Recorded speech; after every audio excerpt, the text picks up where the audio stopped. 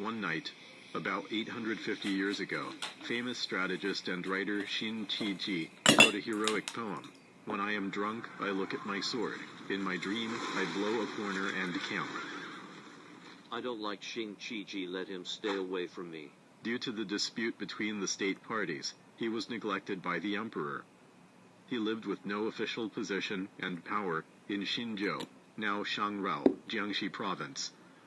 He could only often gaze at the sword that carried his heroic and patriotic aspiration, and recalled the bravery in numerous battles the past years.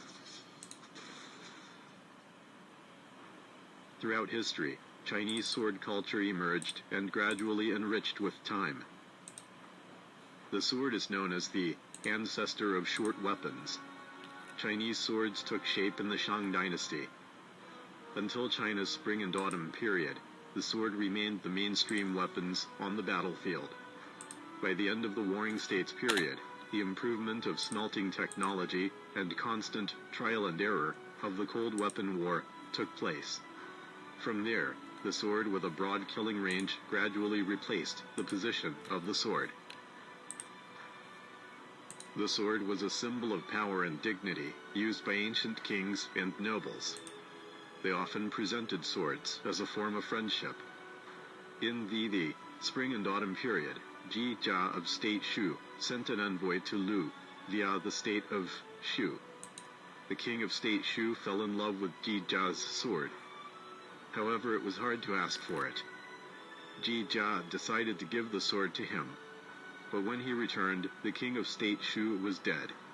To fulfill his promise, Ji Jia hung his sword on the tree in front of the king's tomb. Ji Jia's story later represented a gentleman's trustworthiness. In the Spring and Autumn period, an oriental version of the legend of King Arthur and the Sword Set in Stone bloomed in China. The famous sword Jianlu was exiled to the state of Wu after the defeat of the state of Yue.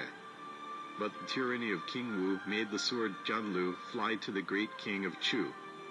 From then on, the Jianlu sword became the symbol of justice and benevolence.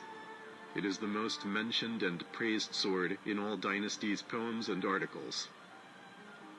In the Han Dynasty, swordsmanship culture among the literate gradually rose. They wore and danced to swords, and this showed their proficiency in literature and martial arts. It also showed their political integrity and talent. This phenomenon embodied the social values of the Chinese nation in that era. The swordsman rangers gave the sword a unique social significance. Jia Dao, a famous poet of the Tang Dynasty, wrote, "Sharpening a sword in 10 years, and eliminate injustice with the sword." The sword became the spiritual carrier of justice and bravery, the Chinese people's interpretation of the heroic spirit. History enriched sword culture. It endowed it with many connotations such as bravery, freedom, self-cultivation, and fairness. This became a unique cultural phenomenon in China.